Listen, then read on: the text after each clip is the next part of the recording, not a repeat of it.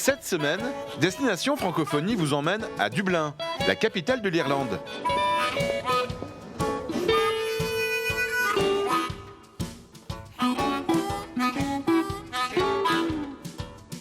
Bonjour, vous aimez les villes à taille humaine, vous aimez les bars, les restaurants, les lieux de fête, vous aimez surtout être accueilli par une population chaleureuse, eh bien, vous allez adorer Dublin. Et c'est le cas de nombreux résidents étrangers qui décident de s'installer ici. Et parmi eux, de nombreux Français qui rencontrent un Irlandais, une Irlandaise et qui fondent une famille. Mais comment faire pour que leurs enfants continuent à maintenir un lien avec la langue française? C'est là qu'interviennent les associations du dispositif FLAM. FLAM comme Français langue maternelle. Alors FLAM, comment ça marche? Pour le savoir, je vous emmène dans l'ouest de Dublin, à la rencontre d'une famille franco-irlandaise. Ils ont décidé de s'engager pour que leurs enfants continuent d'avoir un lien avec la langue et la culture française.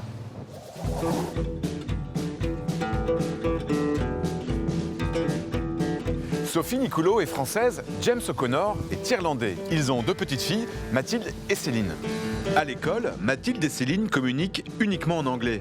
À la maison, elles parlent anglais avec leur papa et français avec leur maman. Ça va peut-être aller, Mathilde? Ça va peut-être aller, la confiture? Pour ne pas perdre le lien avec la langue française, Sophie joue avec elle et leur raconte des histoires en français. Mais avec d'autres parents dans sa situation, elle veut aller plus loin. Elle a donc décidé de créer à Dublin une association FLAM. Pour ce faire, elle est même allée à Paris, au Centre international d'études pédagogiques. Elle y a suivi une formation avec des parents venus d'autres pays qui, comme elle, veulent créer un espace où leurs enfants pourront dialoguer en français. Alors, vous, Sophie, comment vous vivez la langue française dans votre famille? Alors moi, je parle français à la maison et mon partenaire parle anglais avec les enfants. Mais je trouvais que c'était pas assez simplement de parler français à la maison.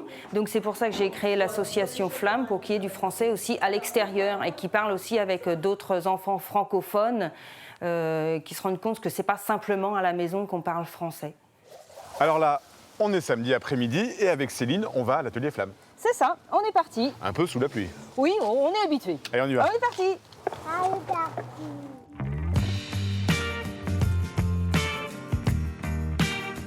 Tous les samedis après-midi, l'association accueille une trentaine d'enfants. Ici, ce n'est pas l'école, ce n'est pas un cours de français. L'idée est bien de les immerger pendant 2 heures dans un bain linguistique et culturel, tout en français. Les animatrices, aidées des parents, leur proposent des activités autour du conte, du dessin, du chant ou encore du découpage. L'objectif est que les enfants s'amusent et qu'ils communiquent en français sans s'en rendre compte. Qu'est-ce qui veut faire du coloriage? L'Agence pour l'enseignement français à l'étranger apporte un appui financier à ces associations en liaison avec les ambassades de France. Aujourd'hui, on compte 150 associations dans 40 pays. À Dublin, grâce à l'énergie de Sophie et d'autres parents, l'association FLAM accueille chaque semaine de nouveaux enfants. Nathalie Zoé Faber travaille à l'ambassade de France à Dublin qui soutient activement les associations FLAM. Bonjour Nathalie. Bonjour Yvan. Pourquoi ces associations sont importantes? Ces associations permettent aux enfants français qui ne sont pas scolarisés dans une école française de continuer à parler, à lire, à écrire en français et de garder ce lien avec la culture française. Alors le dispositif FLAM est intéressant, c'est un dispositif qui est complémentaire avec les écoles françaises. En général, il se développe là où il n'y a pas d'école française ou pas de section bilingue. L'ambassade diffuse des informations auprès des parents ou des Français installés en Irlande. Ces Français qui ne connaissent pas du tout ce dispositif. Donc nous les aidons à monter leur association, nous leur expliquons le cadre du programme, la façon d'obtenir une subvention et puis de diffuser, une fois que leur association est créée, de faire un peu de publicité et d'informer les autres Français qui pourraient être intéressés.